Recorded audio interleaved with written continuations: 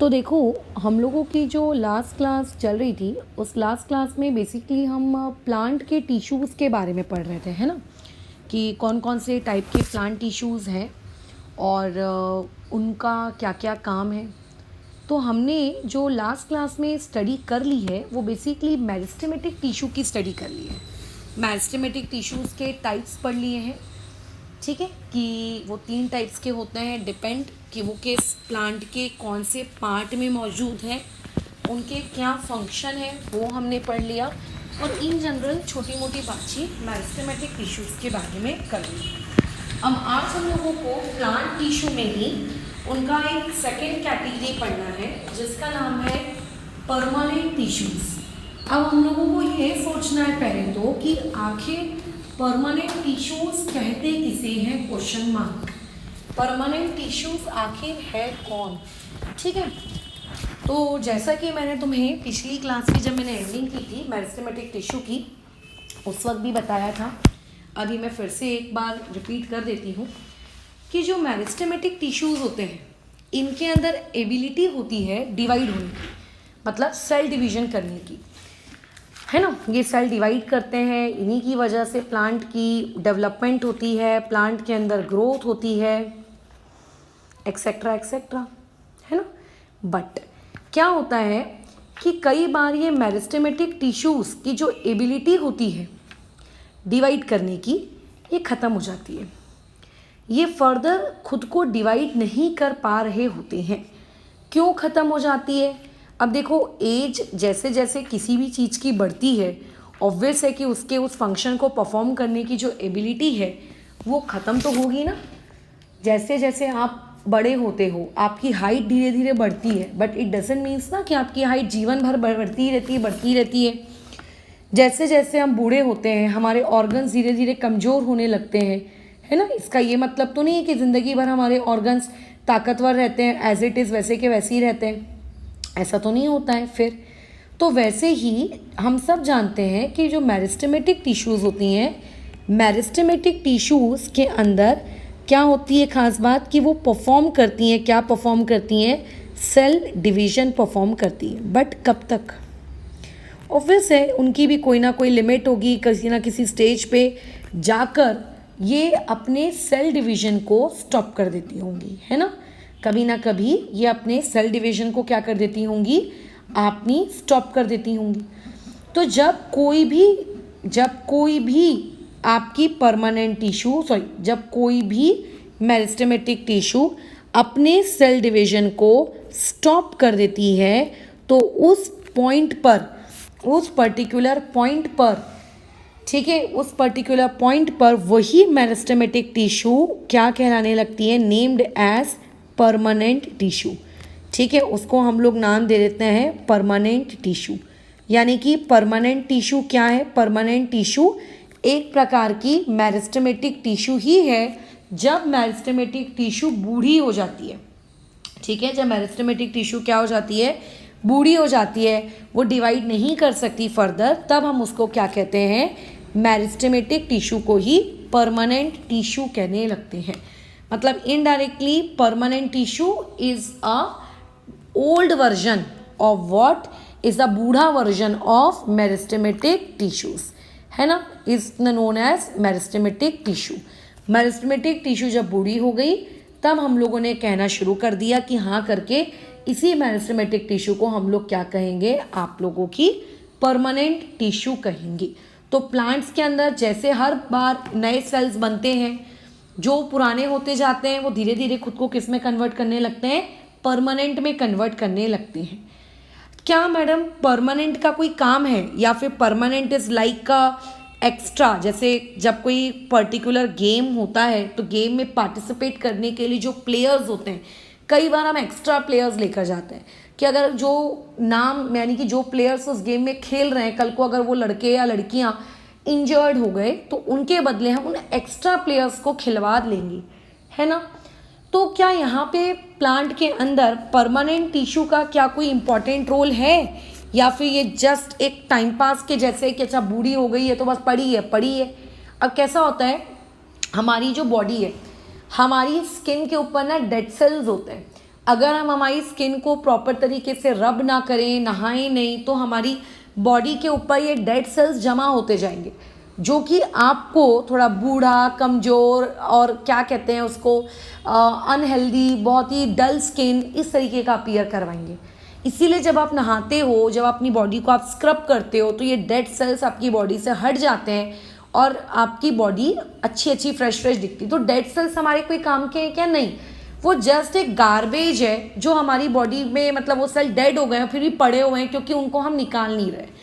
तो क्या permanent tissue are like that garbage? No, permanent tissues are not like that garbage.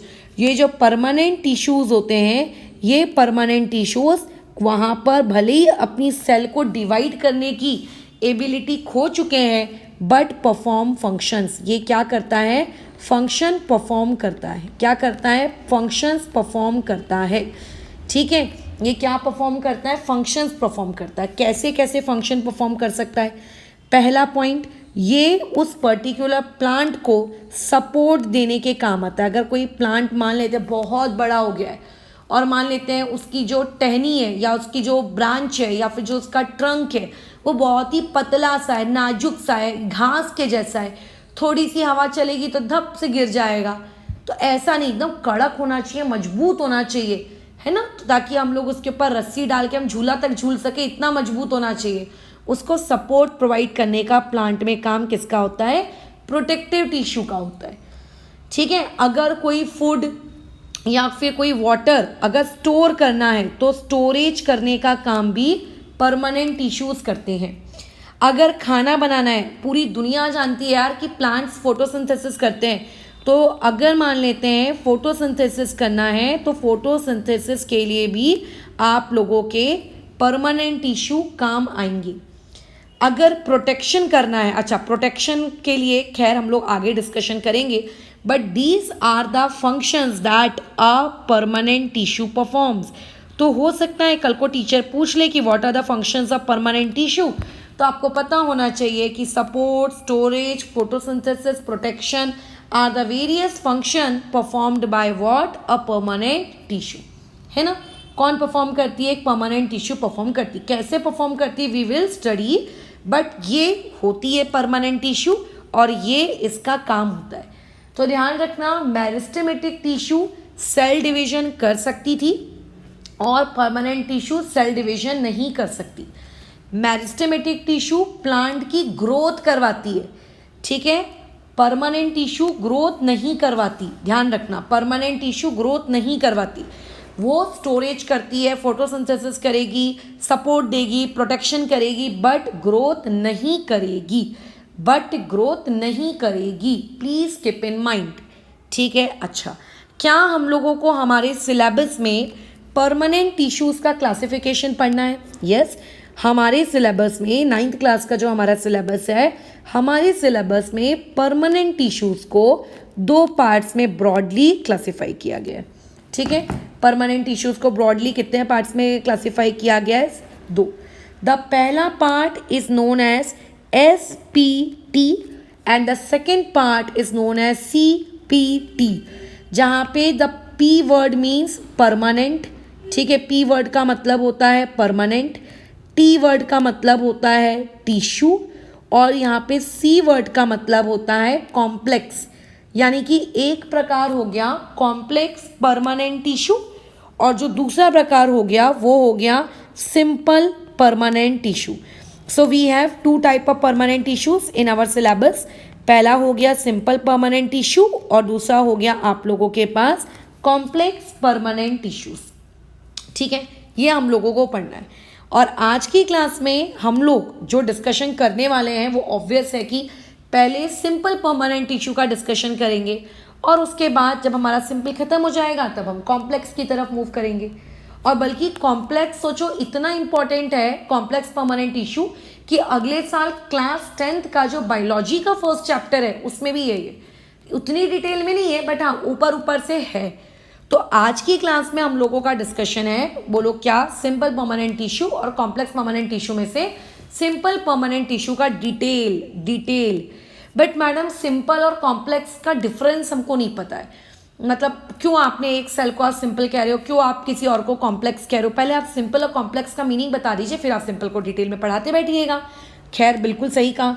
तो पहले हम सिंपल और कॉम्प्लेक्स का क्या पढ़ लेते हैं, मीनिंग समझ लेते हैं, फिर इन डिटेल जाएंगे। बट इन डिटेल जाने से पहले जो सिंपल परमानेंट टिश्यूज़ हैं उनकी एक बार क्लासिफिकेशन सुन लो। पहली सिंपल परमानेंट टिश्यू जो है उसका नाम होता है पैरेन्काइमा। ठीक है, इसका नाम होता है पैरेन्काइमा। जो दूसरी सिंपल परमानेंट टिश्यू है, इस दूसरी सिंपल परमानेंट टिश्यू का नाम होता है कॉलेनकाइमा। ठीक है, और जो तीसरी सिंपल परमानेंट टिश्यू है इसका नाम होता है स्क्लेरेनकाइमा। ठीक है, इसका नाम होता है स्क्लेरेनकाइमा।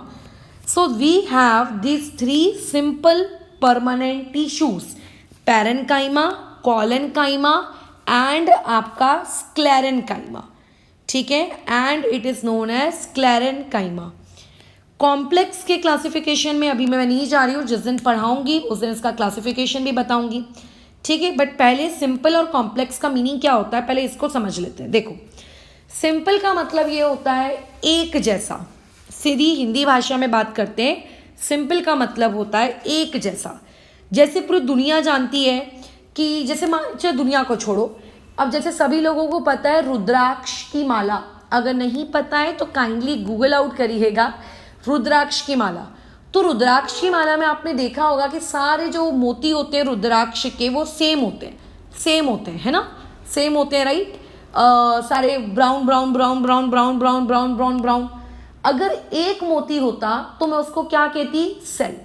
उसके जैसे बहुत सारे मोती हैं तो मैं उसको क्या कह रही हूँ, टिश्यू।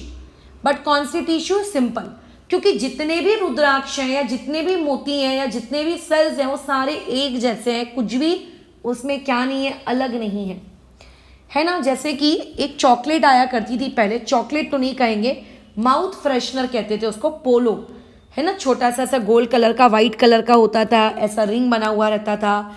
अगर आप उस पोलो को खोलेंगे तो उसके अंदर आपको ऐसी बहुत सारी white white white white white white colour की पोलो दिखती है। तो अगर आपके पास एक पोलो है then it will be known as cell. अगर आप उस पैकेट को खोले और आपको बहुत सारी पोलो मिली then it will be known as tissue.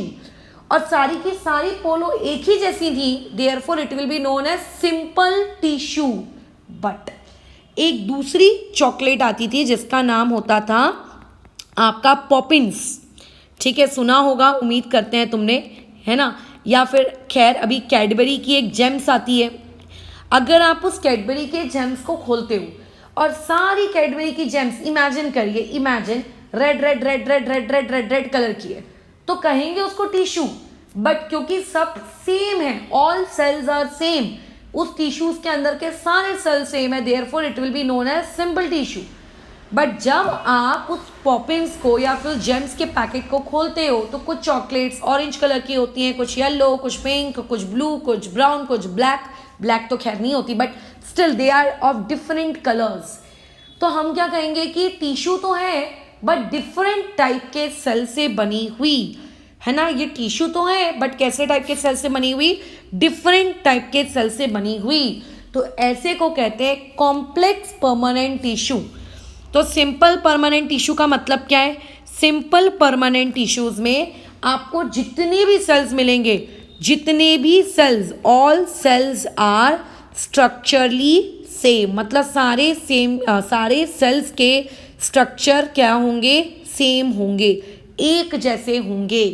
ठीक है, सारे के सारे cell same to same function perform करेंगे। ठीक है, सारे के सारे सेल सेम फंक्शन परफॉर्म करेंगे, ध्यान रखना। स्ट्रक्चर भी होगा सेम, नो डाउट, लेकिन सारे के सारे क्या कहते हैं, सेल्स सेम फंक्शन भी परफॉर्म कर रहे होंगे, तो उसको हम लोग कहेंगे सिंपल परमानेंट टिश्यू। बट अगर मैं बात करूँ किसकी, कॉम्प्लेक्स परमानेंट टिश्यू की बात करूँ, तो कॉम्प्लेक्स परमानेंट टिश्यूज में वहाँ पर उस टिश्यू के अंदर आपको more than one type of cell मिलेगा। ठीक है, more than one type of cell. जैसे यहाँ पे क्या है, सारे सेल्स होंगे एक जैसे, नहीं, यहाँ पे होंगे more than one type of cell. ठीक है, कोई रेड कलर के, कोई ऑरेंज कलर के। वैसे तो सेल्स का कोई कलर नहीं होता, बट मैं खैर तुम्हें समझाने के पर्पस के लिए बोल रही हूँ कि मोर देन वन टाइप के आपको मिलेंगे, more than one type of cells. ठीक है, इन सबका फंक्शन ऑलमोस्ट सेम होगा, बट आप ये नहीं कह सकते कि एग्जैक्टली सेम होगा। इनके स्ट्रक्चर्स आपको अलग अलग भी दिख सकते हैं। तो more than one type of cells अगर हैं, कुछ ऑरेंज वाले कुछ रेड वाले, तो इस टाइप का combination is known as complex. अगर सभी सेम है देन उस टाइप का combination is known as what, आप लोगों का सिंपल। जब आप आगे की क्लास में कॉम्प्लेक्स परमानेंट टिश्यू पढ़ेंगे तो आपको पता चलेगा कॉम्प्लेक्स परमानेंट टिश्यूज को हम लोग दो कैटेगरीज में क्लासीफाई करते हैं। द पहली category is known as xylem, जिसका काम होता है पेड़ों के अंदर, पौधों के अंदर पानी कंडक्ट करना। और दूसरा कॉम्प्लेक्स टिश्यू होता है फ्लोएम, जिसका काम होता है पेड़ पौधों के अंदर में खाना ट्रांसपोर्ट करना। ठीक है, तो एक पानी ट्रांसपोर्ट करने के काम आती है और एक खाना ट्रांसपोर्ट करने के काम आती है।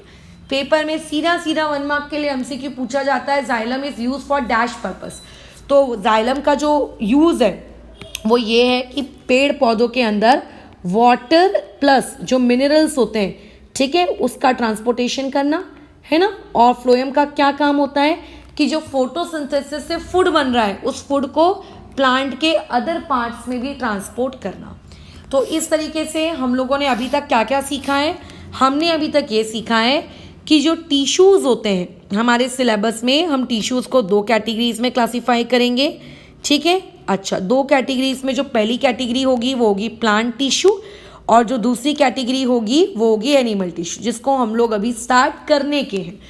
प्लांट टिश्यू की अगर मैं बात करूं तो जो प्लांट टिश्यू होगा उसको दो पार्ट्स में क्लासीफाई करते हैं। The first part is known as meristematic tissue, the other part is known as permanent tissue. Meristematic tissues की अगर हम लोग डिस्कशन करें, they are again classified into 3 types. मैं यहाँ पे नाम नहीं लिख रही हूँ, ठीक है, जगह थोड़ी छोटी हो जाएगी। अच्छा, परमानेंट टिश्यूज़ को again we classify into 2 categories. एक कैटेगरी को हम लोग नाम देते हैं सिंपल परमानेंट टिश्यू, एक को नाम देते हैं कॉम्प्लेक्स परमानेंट टिश्यू।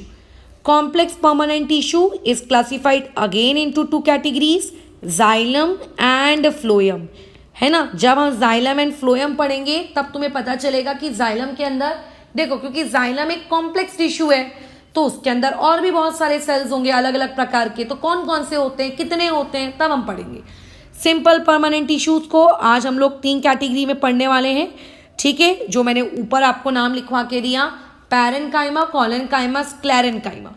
इसके अलावा जब प्लांट्स की जो टिश्यूज होती है ना, उनको एक कैटेगरी में और क्लासीफाई किया जाता है, protective tissues. But protective tissues का क्लासिफिकेशन मैडम यहाँ कहाँ है, आपने तो ड्रॉ नहीं किया। तो अभी फिलहाल मैं तुम्हें कंफ्यूज नहीं करना चाह रही हूँ, जब हम आगे की क्लासेस से प्रोटेक्टिव तक पहुँचेंगे तब प्रोटेक्टिव के बारे में बात करेंगे। चलिए ठीक है, तो शुरू करते हैं सिंपल परमानेंट टिश्यूज़ को। सिंपल परमानेंट टिश्यू में जो सबसे पहली टिश्यू हम लोग पढ़ने जा रहे हैं दैट इज पैरेन्काइमा टिश्यू। सबसे पहली चीज़, पैरेन्काइमा टिश्यू का लोकेशन क्या है। अगर if somebody would ask you कि बताइए पैरेन्काइमा टिश्यू पाई कहाँ जाती है, देखो हर टिश्यू का एक लोकेशन होता है ना, आपको पता होना चाहिए कि वो कहाँ पे मौजूद है। तो जो पैरेन्काइमा टिश्यू है ये आपको प्लांट में हर जगह मिलेगी। आपको प्लांट की स्टेम्स में मिलेगी, आपको ये पैरेन्काइमा टिश्यूज़ उसके रूट्स में मिलेगा, आपको पैरेन्काइमा टिश्यूज़ उसके लीव्स में मिलेगा, आपको पैरेन्काइमा टिश्यूज़ उसके फ्रूट्स में मिलेगा, आपको पैरेन्काइमा टिश्यू उसके फ्लावर में मिलेगा। मतलब प्लांट की ऐसी कोई आउटर जगह नहीं जहाँ पे पैरेन्काइमा टिश्यू पाई ना जाए। अगर आपके सामने मैं एक पौधा रखूं और बोलूं बताओ इस पौधे में आपको क्या क्या दिख रहा है, तो आप क्या बोलोगे मैडम? फ्रूट दिख रहा है, फ्लावर दिख रहा है ना, और स्टेम दिख रही है, ब्रांचेस दिख रही हैं, रूट्स दिख रही हैं, लीव्स दिख रही हैं। तो जितनी भी आप लोगों की प्लांट की बॉडी है, ठीक है, जितनी भी प्लांट की बॉडी है, प्लांट की बॉडी जो होती है वो किससे बनी हुई होती है? पैरेन्काइमा टिश्यू से बनी हुई होती है। प्लांट की बॉडी किससे बनी हुई होती है? पैरेन्काइमा टिश्यू से बनी होती है। ठीक है, पैरेन्काइमा। अच्छा, हमने क्या बातचीत की कि जब मेरिस्टेमेटिक टिश्यू बूढ़ी हो जाती है तब वो कन्वर्ट होती है आपकी परमानेंट में। और पैरेन्काइमा किसका एग्जाम्पल है? आप लोगों के परमानेंट का एग्जाम्पल है ना। अच्छा, अब एक बात बताओ, अगर पैरेन्काइमा परमानेंट का है तो मैक्सिमम लोगों को ये लगता है कि अच्छा मैडम फिर तो पैरेन्काइमा के अंदर भी ना सेल डिवीजन नहीं होना चाहिए। बट पैरेन्काइमा अभी कंप्लीटली बूढ़ी नहीं हुई है, धीरे धीरे धीरे धीरे इसकी जो सेल डिवीजन करने की पावर है वो खत्म हो रही है, बट अभी कंप्लीटली खत्म नहीं हुई है ना। अच्छा, तो अभी फिलहाल मैं तुम्हें कुछ कैरेक्टरिस्टिक्स बता देती हूँ। किस चीज़ की कैरेक्टरिस्टिक्स बता देती हूँ? आप लोगों के पैरेन्काइमा टिश्यू की। तो अगर मैं पैरेन्काइमा टिश्यू की कैरेक्टरिस्टिक्स बताऊँ तो सबसे पहली चीज़ ये कि पैरेन्काइमा टिश्यू लिविंग टिश्यूज़ हैं। कई टिश्यूज़ देखो डेड होती हैं, कई लिविंग होती हैं। आपको इस चैप्टर में याद रखना पड़ेगा कौन सी टिश्यू डेड है, कौन सी टिश्यू लिविंग है। तो पहला पॉइंट ये एक लिविंग टिश्यू है। पॉइंट नंबर 2, अगर ये टिश्यू है मतलब सेल से मिलके बनी होगी, अगर सेल से मिलके बनी होगी तो उसके पास सेल वॉल होगा। तो जो पैरेन्काइमा टिश्यू होती है इसकी सेल वॉल कैसी होती है? पतली सी होती है, थिन सी होती है, ज़्यादा मोटी सेल वॉल इसकी नहीं होती। अच्छा, अगर ये टिश्यू है तो इसके पास सेल होगा, सेल होगा तो इसके अंदर साइटोप्लाज्म होगा, राइट, सही कह रही हूँ मैं। इसके पास न्यूक्लियस होगा, इसके पास वैक्यूल होगा, सही कह रहे हैं, बिल्कुल सही कह रहे हैं। तो इसके पास जो पैरेन्काइमा टिश्यू है इसके पास डेंस साइटोप्लाज्म होता है, ठीक है, एकदम डेंस होता है इसका साइटोप्लाज्म। इसके अलावा इसके पास एक बहुत बड़ा सा वैक्यूल होता है, जैसा कि पिछला चैप्टर हम लोगों ने जो पढ़ा था सेल वाला, उसमें हम लोगों ने क्या डिस्कशन किया था कि प्लांट्स के अंदर वैक्यूल बड़े होते हैं, है ना, प्लांट्स के अंदर वैक्यूल बड़े होते हैं और एनिमल्स के अंदर वैक्यूल छोटे होते हैं। तो वैसे ही जो परमानेंट टिश्यू में पैरेन्काइमा है इसका वैक्यूल कैसा है? बड़ा, है ना। और वैक्यूल क्योंकि इस बेचारे का बड़ा होता है तो इसीलिए इस बेचारे का जो न्यूक्लियस होता है ना, इसका जो न्यूक्लियस होता है वो बेचारा कैसा हो जाता है? छोटा सा हो जाता है। तो पैरेन्काइमा के पास पतली सी क्या होगी? सेल वॉल, डेंसा साइटोप्लाज्म, बड़ा सा वैक्यूल, छोटा सा न्यूक्लियस, है ना, बराबर। अच्छा, इसके अलावा और क्या होगा मैडम? इसमें क्या आपको लगता है इंटरसेलुलर स्पेस के बारे में? पहले मैं आपको इंटरसेलुलर स्पेस का मतलब समझाती हूँ, बट पहले उससे पहले लिखवा देती हूँ कि क्या होता है। देखो, इंटरसेलुलर स्पेस, ठीक है, इंटरसेलुलर, एक मिनट, सेल्यूलर, CELLULAR, ठीक है। इंटरसेल्यूलर स्पेस यहाँ पे बहुत ज़्यादा होती है, लार्ज, ठीक है। इंटरसेल्यूलर स्पेस का मतलब क्या है? मतलब समझते हैं। मान के चलिए ये एक पैरेन्काइमा सेल है, मान के चलिए ये दूसरा पैरेन्काइमा सेल है, मान के चलिए ये तीसरा पैरेन्काइमा है, मान के चलिए ये चौथा है, मान के चलिए ये पांचवा है, मान के चलिए छठवा है। ऐसे बहुत सारे पैरेन्काइमा सेल्स आपस में कनेक्टेड है ना। ये आपस में बहुत सारे पैरेन्काइमा सेल्स क्या है? बोलो, कनेक्टेड है। क्या होता है, जो सेल्स के बीच की जगह जहाँ पे वो लोग आपस में कनेक्टेड नहीं होते, देखो ये वो जगह है जहाँ पे नो सेल, ये वो जगह है जहाँ पे कोई सेल नहीं है, ये खाली जगह है, खाली खाली प्लॉट, ठीक है, नो खाली स्पेस, नो सेल। तो ऐसी जगहों को हम लोग कहते हैं इंटरसेलुलर स्पेस, यानी कि सेल के बीच में पाई जाने वाली जगह, है ना, सेल के बीच में पाई जाने वाली जगह। तो जब हम पैरेन्काइमा टिश्यू के बारे में बात करते हैं ना, तो पैरेन्काइमा टिश्यू में ये इंटरसेलुलर स्पेस लार्ज होती है। इसका मतलब ये कि इनकी जो पैकिंग होती है, मतलब जब सेल्स आपस में चिपक रहे थे तो ये लोग अच्छे से चिपके नहीं है, ये लूजली पैक्ड है। ये क्या है? लूजली पैक्ड है। इनको अच्छे से चिपकना चाहिए था ना, नहीं चिपके, ये लूजली क्या है? पैक्ड है। ये लूजली क्या है? पैक्ड है। तो पेपर में आता है कि पैरेन्काइमा टिश्यूज़ में इंटरसेलुलर स्पेस कितनी है, तो आपको पता होनी चाहिए कि इनमें इंटरसेलुलर स्पेस बहुत ही क्या है? ज़्यादा है ना। इनकेस में क्या है? इंटरसेलुलर स्पेस क्या है? बहुत ही ज़्यादा है। अच्छा, तो मैडम अभी ये तो चलो आपने बता दिया कि क्या इनकी कैरेक्टरिस्टिक्स हैं, कहाँ पे ये पाए जाते हैं, करते क्या है यार ये लोग, इनका फंक्शन क्या है, आखिर पैरेन्काइमा टिश्यू आखिर करती क्या है। तो देखो, सबसे पहली चीज़, इनके पास जो वैक्यूल है, इनका वैक्यूल बहुत बड़ा है। ध्यान रखना, वैक्यूल का फंक्शन मैंने आपको पिछले चैप्टर में सिखाया है। अगर मैंने आपको वैक्यूल का फंक्शन पिछले चैप्टर में सिखाया है तो आपको पता होना चाहिए कि जो हमारी वैक्यूल महारानी है, वैक्यूल का काम होता है स्टोर करना, प्लांट के लिए वाटर स्टोर करना, उसका फूड स्टोर करना, राइट। तो बेसिकली यहाँ पर भी जो आपकी पैरेन्काइमा सेल है, ये पैरेन्काइमा सेल आप लोगों का क्या करती है, स्टोर करती है, स्टोरेज प्रोवाइड करती है। किस किस चीज़ को स्टोर करती होगी मैडम ये? तो देखो, प्लांट के अंदर जो उसका वेस्ट प्रोडक्ट होता है, जैसे तुमने अगर अकऊ का पेड़ देखा है, तुम देखोगे आई थिंक शंकर भगवान को महाशिवरात्रि में एक धतूरा होता है और एक अकऊ होता है, उसका अपन फल उनको चढ़ाते हैं। तो जब आप उस अकऊ के पेड़ को, पौधे को तोड़ते हो तो देखना एक वाइट कलर का लिक्विड निकलता है। तो वाइट कलर का लिक्विड क्या है? वो उसका वेस्ट प्रोडक्ट है, जो कि कहाँ था? प्लांट के अंदर, उसकी पैरेन्काइमा टिश्यू के अंदर था। जब आपने उस प्लांट को तोड़ा, उसकी पैरेन्काइमा टिश्यू डैमेज हो गई, उसका वैक्यूल फट गया और उसके अंदर से वो वाइट कलर का लिक्विड बाहर निकला। तो प्लांट के जो भी वेस्ट प्रोडक्ट होते हैं ना, वो सारे के सारे वेस्ट प्रोडक्ट आप लोगों का क्या होता है, पैरेन्काइमा टिश्यू इसको क्या करके रखती है, स्टोर करके रखती है। ठीक है, बराबर। अच्छा, अरे वाह, ये तो बहुत अच्छी बात है। अच्छा, इसके अलावा मैं तुम्हें पैरेन्काइमा टिश्यू का एक और बहुत ही अच्छा फंक्शन बताती हूँ। वो फंक्शन देखो क्या है कि कभी कभी कुछ प्लांट्स की पैरेन्काइमा टिश्यू में क्लोरोफिल होता है, समटाइम्स, हमेशा नहीं, समटाइम्स। ठीक है, कभी कभी उनके पास क्या होता है, क्लोरोफिल होता है। समटाइम्स उनके पास क्या होता है, क्लोरोफिल होता है। तो जब उनके पास क्लोरोफिल होता है तो क्लोरोफिल होने की वजह से, बोलो वो क्या करेगी, क्लोरोफिल होने की वजह से फोटोसिंथेसिस परफॉर्म करेगी। क्या करेगी, फोटोसिंथेसिस। हर प्लांट की पैरेन्काइमा के पास क्लोरोफिल हो ऐसा ज़रूरी नहीं है, बट जिनके पास होता है वो होने वाली लोग क्या करती हैं, आपकी फोटोसिंथेसिस परफॉर्म करती हैं, है ना। अच्छा, उसके अलावा मैं तुम्हें एक बहुत इंटरेस्टिंग चीज़ बताती हूँ। मान लेते हैं आदित्य के पास एक प्लांट है, उसके प्लांट की पैरेन्काइमा टिश्यू के पास क्लोरोफिल है, और मेरे पास एक प्लांट है, मेरी प्लांट की पैरेन्काइमा टिश्यू के पास क्लोरोफिल नहीं है।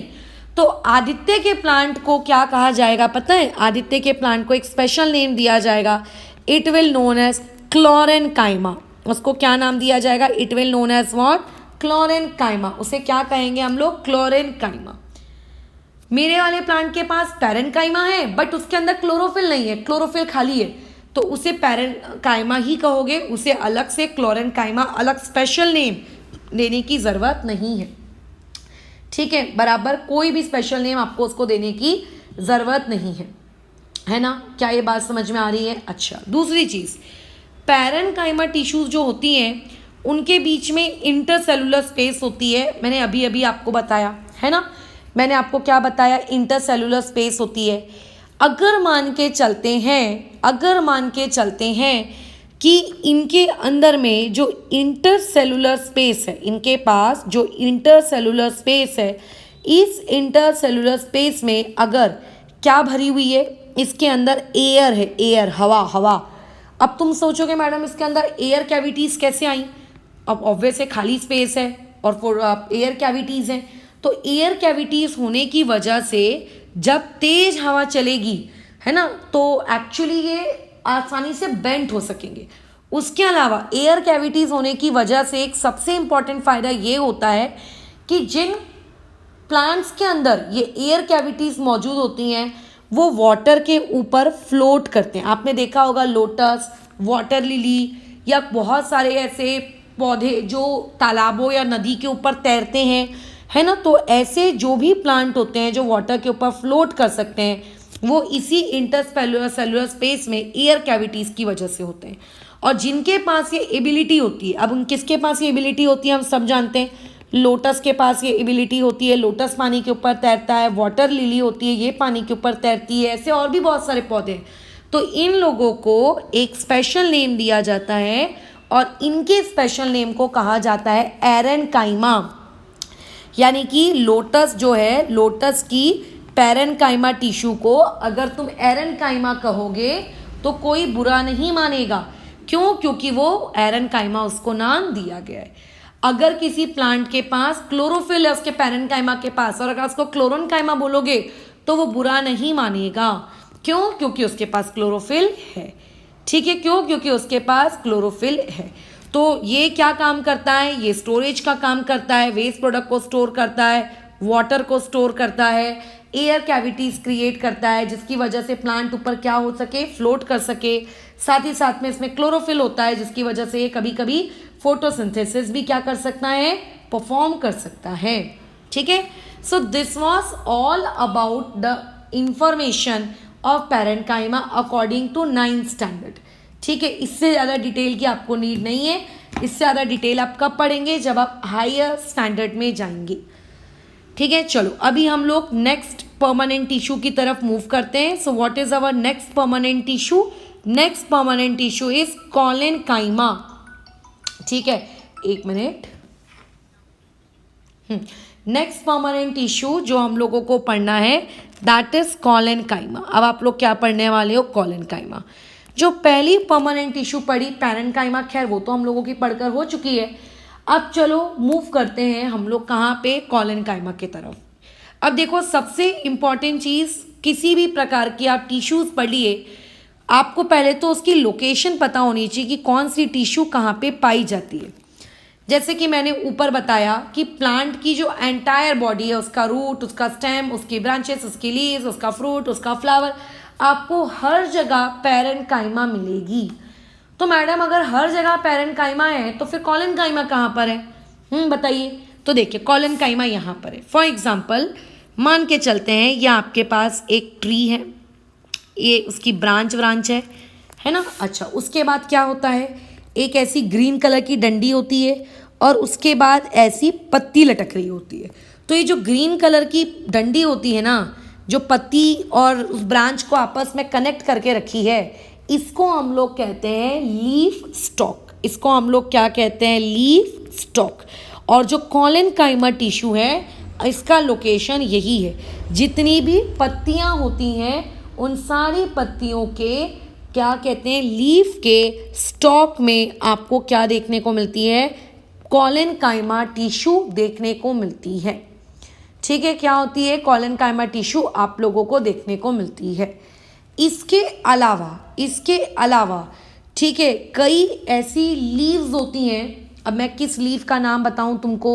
रुको सोच के बताती हूँ। आप लोगों ने पीपल का पेड़ देखा होगा। पहले मैं लिख लेती हूँ, उसके बाद बात करती हूँ। Mid ribs of dicot leave, है ना, डाइकॉट लीव्स। आपने छोटी क्लासेस में डाइकॉट मोनोकॉट पढ़ा होगा, क्योंकि 9th में तो है नहीं और 10th में भी नहीं है। इसका मतलब है डाइकॉट मोनोकॉट कभी ना कभी छोटी क्लासेस में तो पढ़ा ही होगा, है ना।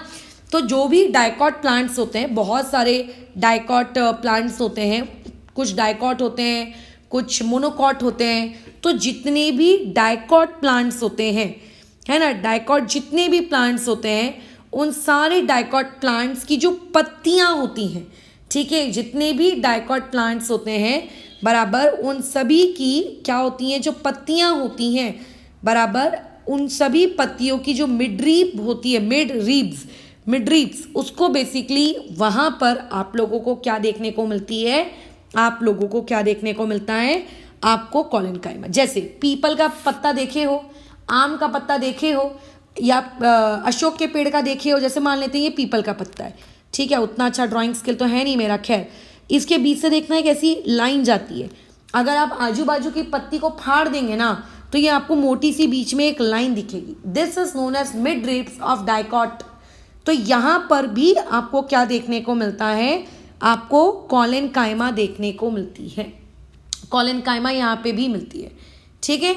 अच्छा, और जो मोनोकॉट प्लांट्स होते हैं, ठीक है, मोनोकॉट प्लांट्स में एब्सेंट होती है, ध्यान रखना, मोनोकॉट पौधों में कॉलेनकाइमा नहीं मिलती। ये बहुत इंपॉर्टेंट पॉइंट है, ट्रू फॉल्स एमसीक्यू यहाँ से आसानी से पूछा जा सकता है कि कॉलेनकाइमा टिश्यू जो होती है वो एब्सेंट होती है। किसमें एब्सेंट होती है? इन मोनोकॉट। मोनोकॉट में आप लोगों को क्या है? आपका कॉलेनकाइमा देखने को नहीं मिलेगा। तो are we clear with the term location कि कहाँ पे आप लोगों का कॉलेनकाइमा पाया जाता है, राइट? ओके मैडम, इसका कैरेक्टरिस्टिक्स क्या है? क्या कैरेक्टरिस्टिक्स है? देखो, जिस तरीके से मैंने आपको ऊपर बताया था कि आपको ये पता होना चाहिए कि कौन सा वाला आपका टिश्यू लिविंग है, कौन सा वाला टिश्यू डेड है। तो आपको पहले तो ये पता होना चाहिए कि आपका कोलेनकाइमा भी एक प्रकार का क्या है, लिविंग टिश्यू है, जिंदा है, डेड नहीं है। जैसे पहली बार रॉबर्ट हुक ने जो सेल का खोज किया था वो एक डेड टिश्यू में किए थे ना, यहाँ पे ऐसा नहीं है। ये लोग कैसी हैं, ये लोग लिविंग है। अच्छा, उसके अलावा इनकी शेप, ये मैडम थोड़े से इलोंगेटेड होते हैं शेप में। इलोंगेटेड इन शेप का मतलब होता है लंबे लंबे लंबे होते हैं। तीसरा पॉइंट, यहाँ पे किसी भी प्रकार की कोई भी इंटरसेलुलर स्पेस नहीं होती, मतलब बहुत ही टाइटली ये आपस में क्या होते हैं, पैक होते हैं। जैसे ऊपर वाले में कैसा था कि एक सेल और दूसरे सेल के बीच में आपको गैप दिख रहा था, है ना, यहाँ पे कोई गैप नहीं होता है, ये बहुत ही टाइट होते हैं, बहुत ही अच्छे से चिपके हुए होते हैं। अच्छा, इसके अलावा फॉर एग्जांपल मान के चलते हैं, मैंने अभी आपको पैरेन्काइमा टिश्यू के अलावा कोलेनकाइमा टिश्यू बनाने को कहा। आपने कोलेनकाइमा टिश्यू बनाया, तो मान के चलते हैं लंबी लंबी कोलेनकाइमा टिश्यू आप मुझे बना के लाके दिए हैं। ये मान के चले कोलेनकाइमा टिश्यू आपने लंबी लंबी बना ली। अब होता क्या है कि कोलेनकाइमा टिश्यू का जो कॉर्नर होता है ना, कोलेनकाइमा टिश्यू का जो कॉर्नर होता है, कॉर्नर में कुछ ऐसा डिपॉजिट होता है, कॉर्नर में ना कुछ ऐसा डिपॉजिट होता है, कुछ जमा हुआ रहता है, कुछ जम जाता है वहाँ जाके। क्या जमा हुआ रहता है कोलेनकाइमा टिश्यू में, कुछ जमा हुआ रहता है, एक लेयर होती है कोलेनकाइमा टिश्यू में, कुछ जमा हुआ रहता है ना, कहीं से मोटा कहीं से पतला, लेकिन कुछ जमा हुआ रहता है। तो कोलेनकाइमा टिश्यू के आजू बाजू में आपको क्या दिखेगा, कुछ डिपॉजिट हुआ दिखेगा, ठीक है, बराबर। From corners something is deposit, ठीक है, from corners something is deposit, वहाँ पे क्या होता है, कुछ चीज़ें क्या होती हैं, जमा होती हैं। तो वो जो चीज़ जमा होती है ना कॉर्नर में, उसको हम लोग केमिस्ट्री की लैंग्वेज में और बायोलॉजी की लैंग्वेज में उस पर्टिकुलर डिपोजिशन को एक नाम देते हैं। क्या नाम देते हैं वहाँ पर, कि वहाँ पर जमा हुआ है एक्स्ट्रा सेलुलोज, ठीक है, क्या जमा हुआ रहता है, एक्स्ट्रा सेलुलोज, क्या जमा हुआ रहता है, एक्स्ट्रा सेलुलोज। अच्छा, ठीक है, तो ये कुछ कैरेक्टरिस्टिक्स थे किसके, कोलेनकाइमा के। अब कोलेनकाइमा पैरेन्काइमा के जैसे कुछ फंक्शन वगैरह परफॉर्म करती होगी, हाँ भाई करती है। अगर वो चीज़ प्लांट में मौजूद है तो उसका फंक्शन होगा, बिना फंक्शन के थोड़ी ना भैया कुछ होगा, फंक्शन होगा ही होगा, बिल्कुल होगा। तो अगर मैं फंक्शन की बात करूँ तो देखो ध्यान से सुनना कि जो कोलेनकाइमा होती है ये पहले तो एक मैकेनिकल टिश्यू है, ठीक है, ये क्या है, ये आप लोगों की एक मैकेनिकल टिश्यू है। कैसी टिश्यू है, ये आपकी एक मैकेनिकल टिश्यू है। अच्छा, ठीक है, समझ में आ गया कि एक मैकेनिकल टिश्यू है। ये मैकेनिकल टिश्यू है मतलब मैडम क्या करती क्या है यार ये, तो ये बेसिकली मैकेनिकल टिश्यू का मतलब ये होता है, ये पेड़ को या पौधे को स्ट्रेंथ प्रोवाइड करती है, ताकत प्रोवाइड करती है। ये पेड़ या पौधे को फ्लेक्सिबल बनाती है, फ्लेक्सिबिलिटी, ये क्या प्रोवाइड करती है, फ्लेक्सिबिलिटी प्रोवाइड करती है। इसीलिए इसे क्या कहा जाता है, मैकेनिकल टिश्यू कहा जाता है। अगर आपके घरों में कोई क्लाइंबर्स होंगे, क्लाइंबर समझते हो ना, वेल फली, करेला, भिंडी तो नहीं सॉरी, कुंदरू, इनकी अगर क्लाइंबर्स हैं जो छतों पे चढ़ते हैं, तो जैसे मान लेते हैं आपके घर में कोई क्लाइंबर है और क्लाइंबर के आजू बाजू मान लेते हैं आप, देखना ऐसे थोड़ा ऐसा करेले में ऐसा ऐसा ऐसा कर्व्ड पार्ट बाहर निकलता हुआ दिखेगा, टेंड्रिल्स कहते हैं इसको। ये दीवार से या फिर जो नियर बाय सपोर्ट होता है उससे जाके ये चिपक जाता है ताकि पेड़ को एक सपोर्ट मिल सके और बहुत अच्छे से वो ऊपर चढ़ सके। तो ये जो सपोर्ट उसको मिलता है ये भी कौन देता है, ये आपकी कौन होती है, ये होती हैं आपकी कोलेनकाइमा टिश्यूज, ठीक है। तो यहाँ पे हम लोगों की दूसरी परमानेंट टिश्यू कंप्लीट हो गई जिसका नाम था कोलेनकाइमा। अब हम लोग हमारी आखिरी और तीसरी सिंपल टिश्यू की तरफ मूव करते हैं जिसका नाम है स्क्लेरेनकाइमा। स्क्लेरेनकाइमा क्या है भैया, तो देखो सबसे इम्पॉर्टेंट, परमानेंट में हम लोग जब घुसे तो परमानेंट में हमने दो कैटेगरीज की, एक कैटेगरी की सिंपल और एक कैटेगरी की कॉम्प्लेक्स। सिंपल में अगेन हमने दो कैटेगरीज की, एक ही मतलब 3 की पैरेन्काइमा, कोलेनकाइमा, स्क्लेरेन्काइमा। अब जब मैं स्क्लेरेन्काइमा में आई हूँ तो स्क्लेरेन्काइमा का मैं तुमको पहले एक सबसे इम्पॉर्टेंट फंक्शन बताती हूँ कि अभी तक आपने जितना भी पढ़ा उस जितने में भी पैरेन्काइमा और स्क्लेरेन्काइमा दोनों लिविंग टिश्यूज थे, बट ये एक डेड टिश्यू है। ध्यान रखिएगा, कल को क्वेश्चन आ सकता है 1 मार्क के एमसीक्यू के लिए कि which of the following statement is true या फिर फॉल्स अबाउट स्क्लेरेन्काइमा। तो ध्यान रखना कि इनके पास ये डेड सेल्स होते हैं। ये क्या होते हैं? ये डेड सेल्स होते हैं, बराबर। ये क्या होते हैं? डेड, एकदम मरे हुए। अच्छा, उसके अलावा इनका एक और सबसे इम्पॉर्टेंट कैरेक्टरिस्टिक कि ये भी आपके कैसे होते हैं, इनकी जो सेल वॉल होती है ये काफ़ी थिक होती है। सेल वॉल जो होती है इनकी थिक होती है। आपका जो पैरेन्काइमा था उसकी सेल वॉल कैसी थी? पतलू सी, है ना। जो पैरेन्काइमा था, कोलेनकाइमा था, उसका सेल वॉल कैसा था? थोड़ा सा मोटा, क्योंकि आजू बाजू क्या डिपॉजिट हो गया था? सेलुलोज। लेकिन जो स्क्लेरेन्काइमा है इसका सेल वॉल और मोटा हो जाता है। क्यों मोटा हो जाता है? क्योंकि इसके पास भी एक डिपॉजिशन होता है, यहाँ पे लिग्निन डिपॉजिट होता है। अब लिग्निन क्या है ये आपको अभी 9th क्लास में समझने की ज़रूरत नहीं है।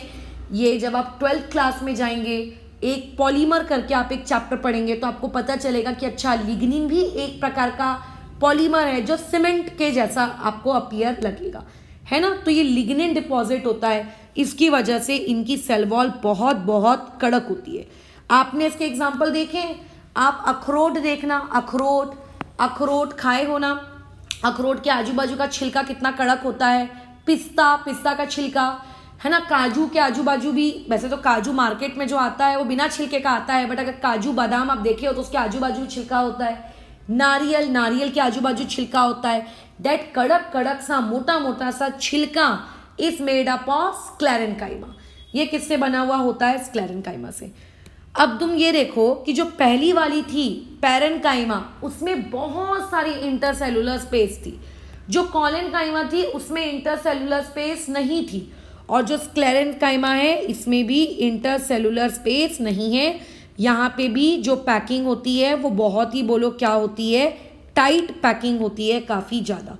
और ये चीज़ आपको देखने को मिलेगी भी अखरोट, नारियल, ऐसी जगहों पर जहाँ पे उनके आजू बाजू का जो स्किन है वो बहुत ही क्या होता है? बोलो कड़क होता है।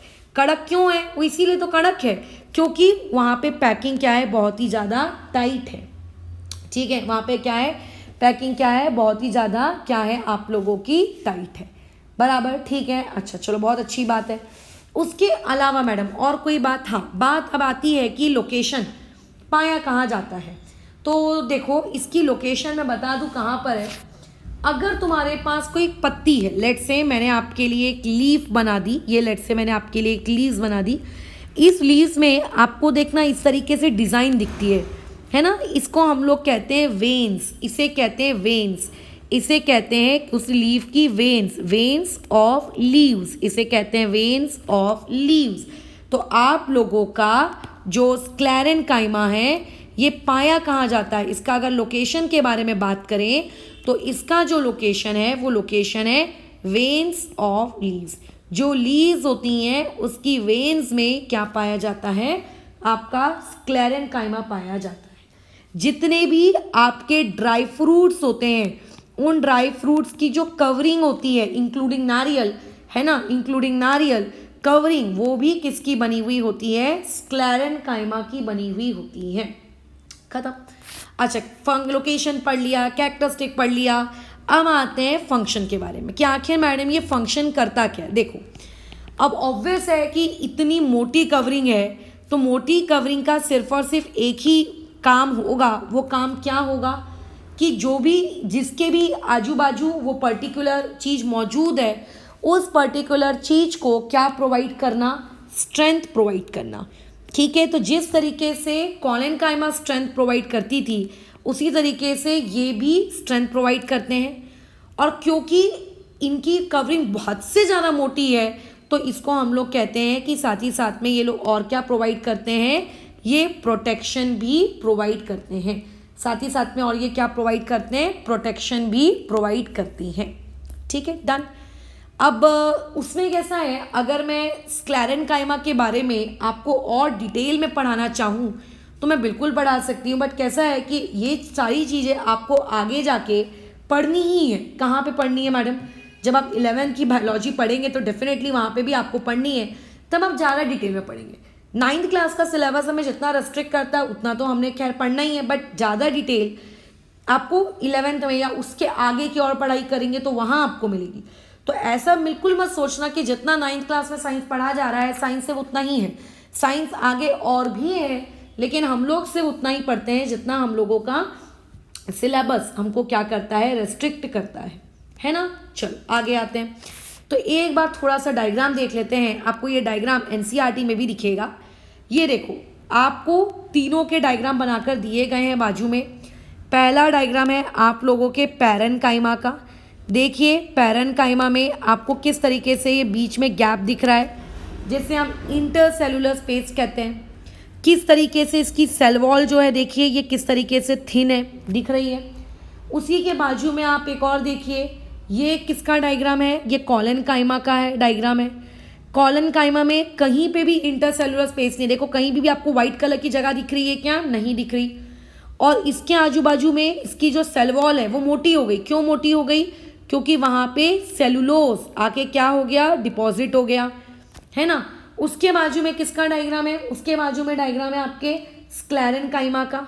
स्क्लेरेनकाइमा में वो चीज़ और मोटी होगी। देखो यहाँ पे कम से कम आपको साइटोप्लाज्म तो दिख रहा था, यहाँ पे आते आते देखो साइटोप्लाज्म दिख ही नहीं रहा है। मतलब एकदम वो पैक हो गया है एकदम अंदर तक।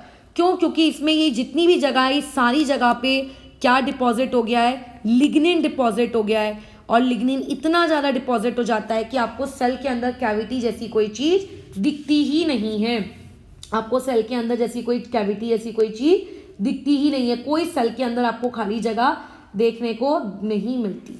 ठीक है, तो ये हमारी खैर पूरी बातचीत थी किसके बारे में, आप लोगों के क्या नाम है, परमानेंट टिश्यूज में सिंपल वाले के कैटेगरी में।